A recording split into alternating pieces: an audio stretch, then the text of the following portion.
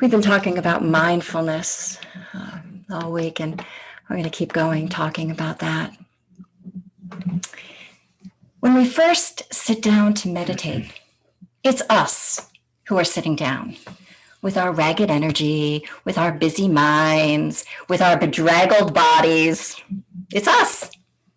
And it's our intention to let go of our usual busyness and come in for a landing. I mean, that's why we're all here. We intentionally step out of our way of relating to things by taking our seat and settling into a different view, a view that's a little kinder, that's a little bit more interested and curious than Susan Morgan might be in the moment, because I'm not always so interested, right? So we aim, when we sit down to take our seat, we aim to be mindful. This puts mindfulness in the driver's seat. Mindfulness, not Susan Morgan, as the designated driver for this journey. So let me define mindfulness for you. There are lots of popular definitions. This is mine. And, just get a sense of the elements here. Mindfulness is a non-judgmental posture of caring attention. Already a hallmark. Susan Morgan might be judgmental. Mindfulness is a non-judgmental posture of caring attention to thoughts and feelings and body sensations in the present moment after moment.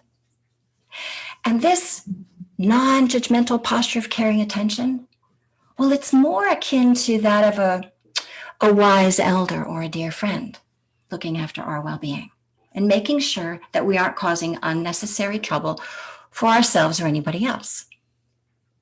So we put our dear friend behind the wheel and we let our dear friend drive us.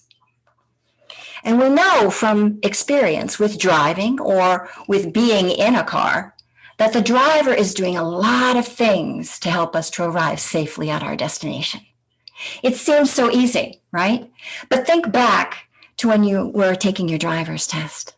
Not so easy.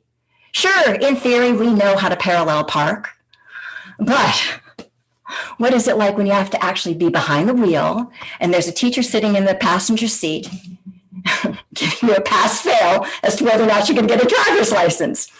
Not so easy. We have to get a feel for parallel parking. It's not our way. Well, here, as the designated driver of our mindfulness practice, mindful caring attention is also doing a number of things to keep us on the road, on the path, keep us safe and on track. It's monitoring by feel. That's also an important distinction. By feel, not cognitively. So it feels for our energy level. Well, what does the odometer say? Are we going within the speed limit? And that's comfortable for us and in accord with the safety of the road? It's checking for that. It's monitoring by feel our sense of connection, our heart connection. Are we interested? Do we care about what's before us moment after moment? And it's adjusting accordingly. It monitors by feel our attention to ensure that it keeps the eyes on the road, keeps our attention on the book, on the breath, or on body sensations, right?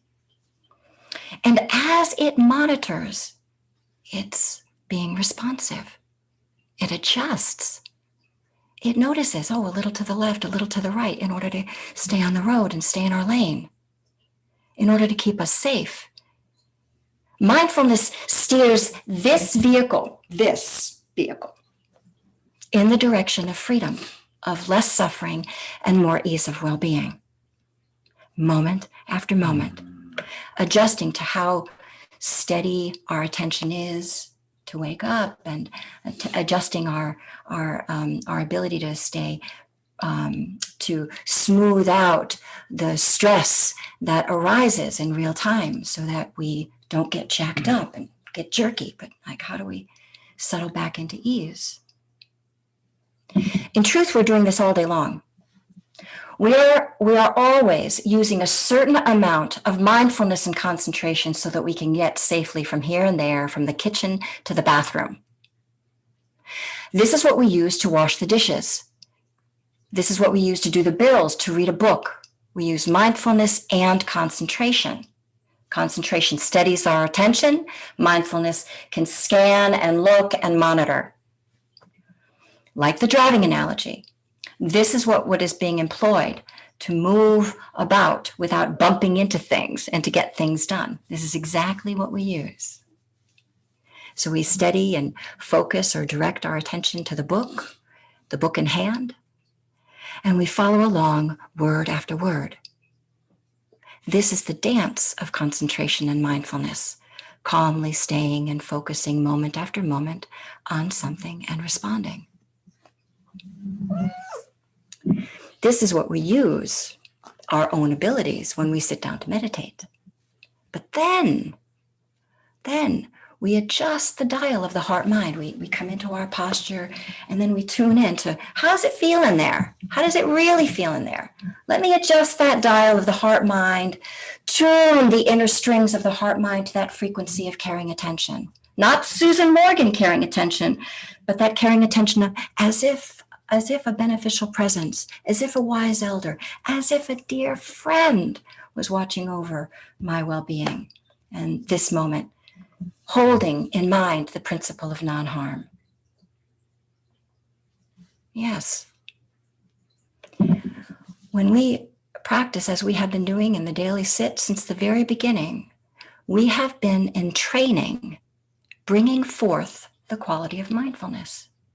And now we are examining mindfulness, examining it, so to speak, what it does. And we see that mindfulness is doing a number of things. It's monitoring, it's seeing, and it's feeling, and it's knowing, and it's adjusting accordingly to steady ourselves, to smooth it out, to smooth out the ride, to turn on the windshield wipers when it's raining, and to pull over when we are blinded by snow. Mindfulness is helping us to make that assessment and to do that. With our dear friend Sati, mindfulness driving along, well, they will feel for the road, feel for the handling of the car, adjusting the speed, watching over the carefulness that is needed to safely drive. And as mindfulness gets a feel for these conditions, well, this is the beginning of bringing investigation along, the hallmark of mindfulness meditation practice. Now, this is important, investigation. This is something that mindfulness is doing. It's seeing, feeling, knowing, and adjusting. It is investigating what's happening. And this is what the Buddha discovered. Having practiced concentration practices to the highest degree, he reached some sublime states. Still, he found that when he came out of meditation, there he was with all of his problems. Nothing changed. Because concentration does not lead to insight. It does not lead to less suffering and more ease of well-being in the long term. But for that moment it does. It creates a port in the storm in the moment, in the immediate. But if we really want to unbind from suffering, well, mindfulness has to investigate what's going on.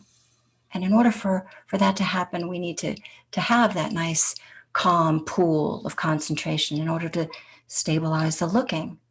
Oh, this is what's going on, right? And the skills that we need for investigation, for getting a hang of monitoring, of seeing and feeling and adjusting, well, this is what we're learning. We're learning how to do this. And as we do this kind of investigation, this seeing and this feeling and adjusting, well, we begin to see different aspects of experience. No judgment. Remember, our dear friend Sati doesn't judge. Sati just sees and stays curious, like, oh, what is this? What is this? What's up ahead? Oh, I see something up ahead. I see flashing lights. I don't know what it is yet, but I'm paying attention. Sati wants to feel, touch, sense, know. in order to stay safe, in order to keep us safe, to play within our game, within our ability, nobody else's, because I don't know what's going on for you today and in this moment, but you do. You do. Sati will keep us safe, right?